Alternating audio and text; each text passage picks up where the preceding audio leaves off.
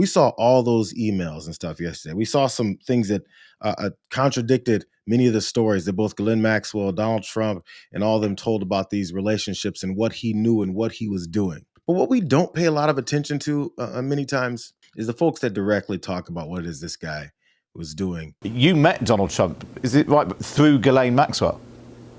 I did, yes, and I met him on several occasions. Ghislaine Maxwell did introduce me to him, and she introduced me to him with a clear message of my being with him in the same way that she had trafficked me and brought me to Jeffrey Epstein. That's Epstein survivor Anushka DeGiorgio. And she clearly and obviously pointed out how she met Donald Trump and in what circumstances she met Donald Trump. That's another one of these survivors that's come forward with her story. It's in addition to other survivors that have talked about the way that he looked this one woman up and down because she was about to start working for Jeffrey Epstein. And Epstein said, "She's not for you." Do you guys remember that account too? You heard Jeffrey Epstein say to Donald Trump, "She's not for you." What was your reaction to that? What was going on in your head at the time about that? What did you think that meant? Well, I already felt kind of intimidated because it was in a dark office and I was alone with my new boss, to be, and this man that's a powerful businessman.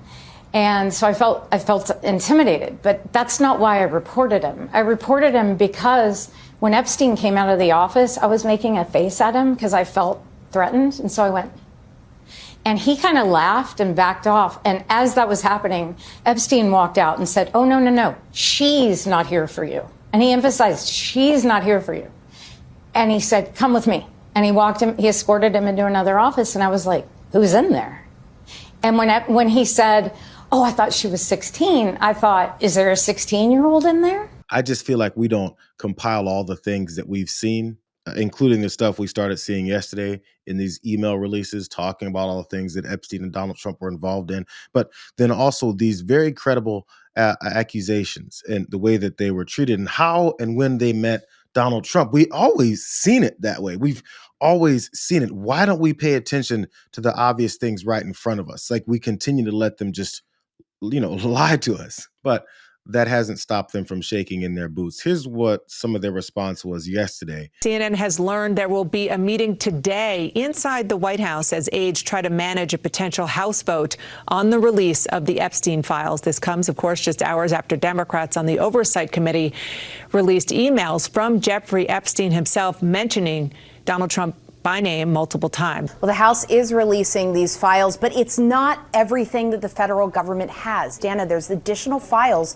still held by the Justice Department that some Republicans on Capitol Hill are in support of releasing. And so that is causing a political response inside the White House right now, where there is a meeting planned, or was a meeting planned today, about the House effort to try and force a vote to get the Justice Department, the Trump administration, to release the rest of the FBI files, the Justice Department files, everything from years of the investigation into Jeffrey Epstein and others, things that have not seen the light of day yet. What one source tells me is that this meeting was planning to include some key figures from the Justice Department, the FBI Director Kash Patel, the Attorney General Pam Bondi, the Deputy Attorney General Todd Blanche, and then one of those Republicans in support of transparency, Republican Representative Lauren Boebert of Colorado. That was going around yesterday about how they panicked and had another emergency meeting. Don't forget, before they had it also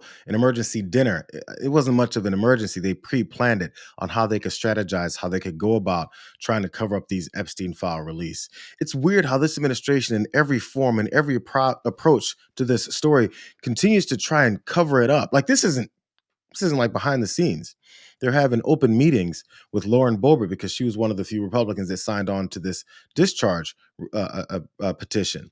But it was really funny the way that Caroline Leavitt, the White House spokesperson there, was talking about this meeting of trying to find a way to cover this up further and trying to talk Lauren Boebert out of being a part of one of these signees on this petition. Why are White House officials then meeting with Representative Boebert in an effort to try and get her to not sign this petition calling for the release of the files? Doesn't it show transparency that members of the Trump administration are willing to brief members of Congress whenever they please? Doesn't that show our level of transparency? Doesn't that show the level of transparency when we are willing to sit down with members of Congress and address their concerns? That is that's a defining factor of transparency, having discussions with members of Congress about various issues. And I'm not going to detail conversations that took place in the Situation Room, in the press briefing room. It was only like 35 seconds long. Caroline Leavitt said, doesn't that show how much transparency we've got?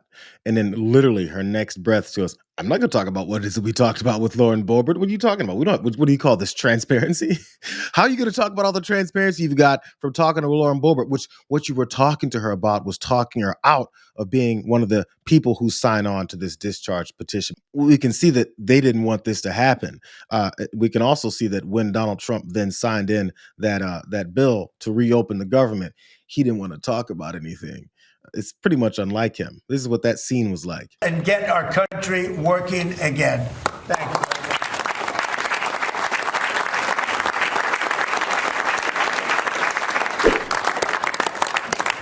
Okay, thank you very much. I don't know if you have questions. I think we really have a really great situation. We have a country that we love, and we have a country that's in great shape. As you know, we have now it's over $18 trillion invested in our country by other people and countries. That's a record. There's never been a country that had so much, and that money's going into also building new auto plants, new AI plants, new everything. We've never had a time like this. Thank you very much, everybody. Mr. President, are you prepared to negotiate with Democrats now? Mr. President, on Jeffrey Epstein, thank you very much. Thank you guys for going. Mr. President, can you respond to these Epstein emails that were released today? Well done, Mr. President. This fool had the knee-jerk reaction of saying, I'm not sure if there's any questions, and then something clicked in his brain. He goes, oh, wait, not today. Today is when they're going to ask me about all these release of these files. No more questions. He started off by asking for questions. I'm not sure if there's any questions, but now that I think about it, no, I don't want to answer any questions. This is the vow that Adelita Grijalva, newly sworn in Congresswoman, has to say about what it is she's going to do. But first, let's do the swearing in. I'd like to see the ceremony. Do you solemnly swear or affirm that you will support and defend the Constitution of the United States against all enemies, foreign and domestic, that you will bear true faith and allegiance to the same, that you take this obligation freely without any mental reservation or purpose of evasion, and that you will well and faithfully discharge the duties of the office on which you are about to enter, so help you God? I do. Congratulations, you're now a member of the 119th Congress. I know, it probably isn't. I'm reading too much into it. But Mike Johnson's little chuckle at the end sounded a little nervous. Okay, you're in. Congratulations, you're now a member of the 119th. But she did take her first opportunity to then speak on the House floor, and she let her intentions be known. We have experienced violence and exploitation, including Liz Stein and Jessica Michaels, both survivors of Jeffrey Epstein's abuse. They are here in the gallery with us this evening. Thank you for being here. Just this morning, House Democrats released more emails showing that Trump knew more about Epstein's abuses than he previously acknowledged. It's past time for Congress to restore its role as a check and balance on this administration and fight for we, the American people. That is why I will sign the discharge petition right now to release the Epstein files. The pick up one more person signing on, they're trying to pick off Lauren Boebert, which, by the way, reports said that Lauren Boebert decided to stand by this principle when it comes to signing on to this discharge petition. I guess they barked up the wrong tree. They expected her to want to fold to more of this. So I guess good on her for that.